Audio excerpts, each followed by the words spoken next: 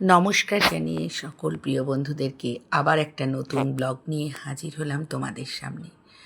সকাল মানেই তো এক কাপ চা, একটা বিস্কুট, আর আমার যদি সেটা প্রিয় বিস্কুট আর একদম চিনি ছাড়া ব্ল্যাক টি।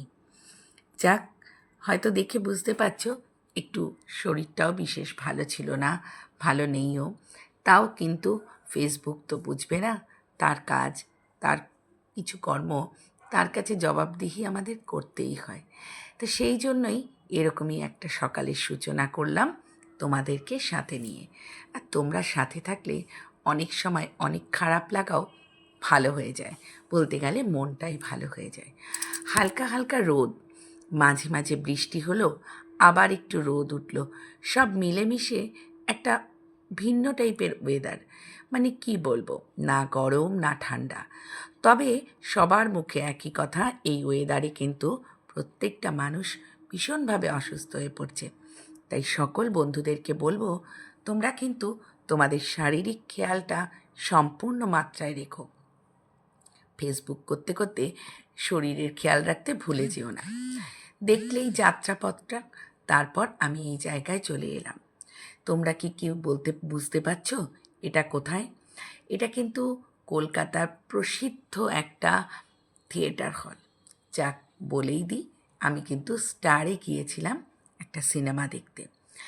কিছুদিন আগেই সিনেমাটা রিলিজ হয়েছিল, আর ছেলের কথা আমি জানতামও না। হঠাৎ করে ছেলে টিকিট কেটে বসলো।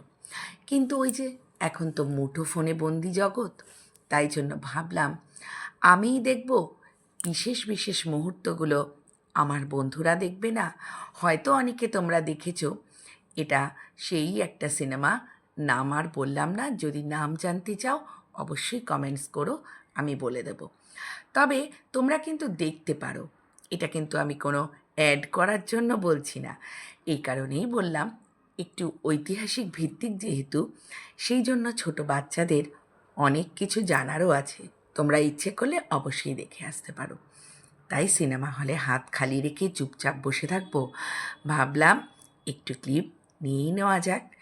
হয়ে গেল শেষ সিনেমা, ফিরতে হবে বাড়ি স্মৃতিটুকুকে ধরে রেখে।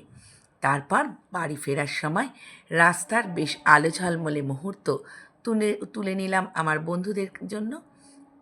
ওই যে বললাম, মুঠো ফোনে বন্দি জগৎ এখন, যাই ভালো লাগে তাই তোমাদের সাথে শেয়ার করার জন্য চলে আসি। আশা করি তোমাদেরও ভালো লাগে আমার ব্লগগুলো।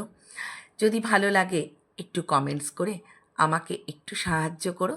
আর যদি মনে হয় আর একটু সাহায্য করবে, তাহলে একটু শেয়ার করো। এই ভালোবাসা আর ভালো লাগা সত্যিই কিন্তু এখন ফেসবুক আমাদেরকে এক করে দিয়েছে। ভালোবাসাগুলো ভালো লাগাতে রূপান্তর, আর ভালো লাগাগুলো ভালোবাসাতে রূপান্তর। আরেকটা জিনিসও তুলে ধরলাম তোমাদের মাঝে, কলকাতার হাতে টানা রিক্সা, ঐতিহ্যবহী কলকাতা, অবশেষে আমরা।